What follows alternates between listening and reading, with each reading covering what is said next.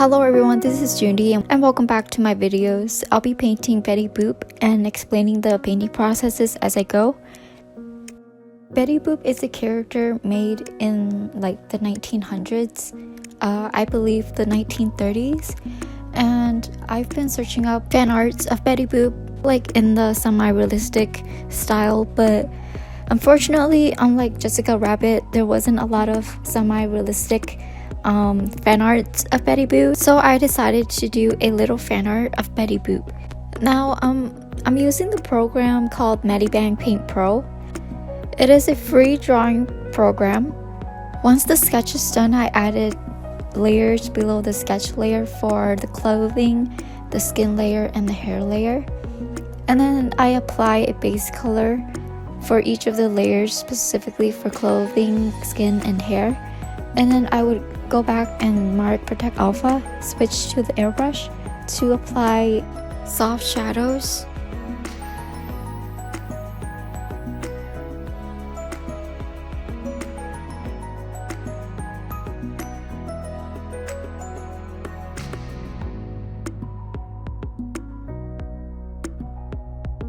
For detailing and cleaning up her face, I added another layer, which is layer 10, to clean up the face and to redefine her face using the watercolor brush. I know that makeup trends back in the days, like in the 1900s, are like thin eyebrows and very dark eyeliner around the eyes, but for the sake of making her appear very innocent, I'm just going to softly apply dark shadows around her eyes and a little bit below her eyes using the airbrush. And whenever I paint something original without the use of references, my character's face always end up looking quite similar, and it's quite a bad habit of mine. It's something that I struggle with, and my stubbornness of using references isn't helping at all.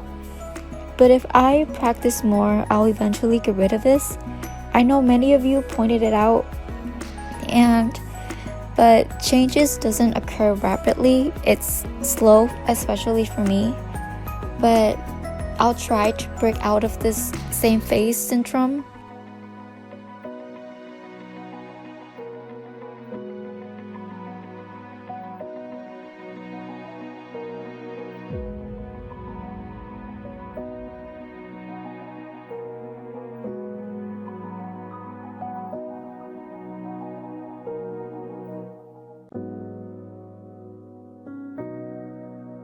Moving on to her hair, I added a hint of blue just to create some sort of highlight onto the hair.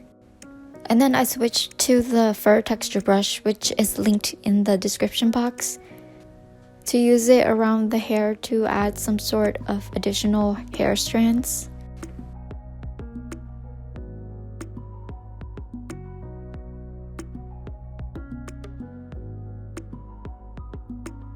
For the hand, I actually used a different layer above everything except the skin layer.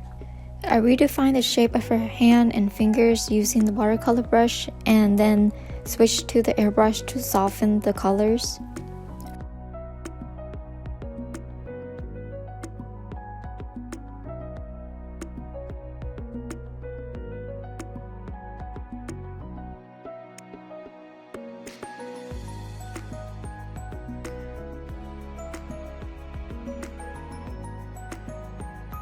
For the dress, I added another layer 13, to clean and to create wrinkles. And I know that her original dresses doesn't have a spaghetti strand, but for this case, I'm just gonna add it because I want to, yeah.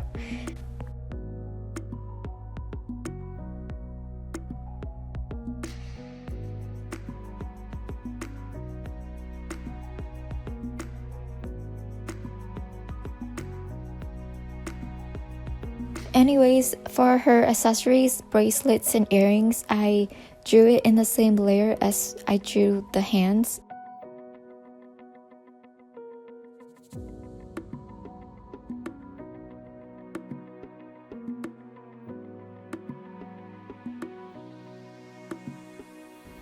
To create this glow, I added a layer above everything.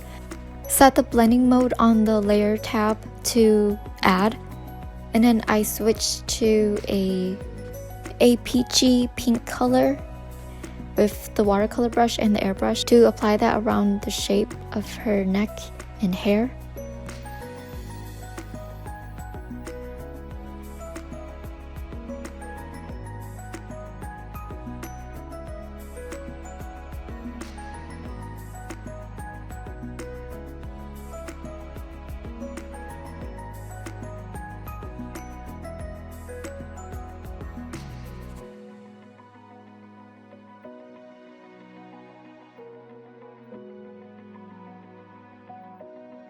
For the background, I added a layer below everything, and then I used the shape tool to create a square and fill it in.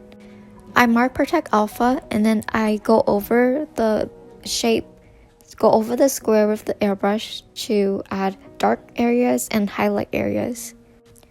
I did the same with the rose petals. I added a layer specifically for rose petals so that it doesn't affect the square. And then when I'm done detailing everything, I would merge it to the square layer, to the square background, so that it becomes one layer. Yeah, that's all I'm doing right now. Right here, I'm just touching up on a few things, and then that's basically all. Thank you guys again for watching, and I will see you next time.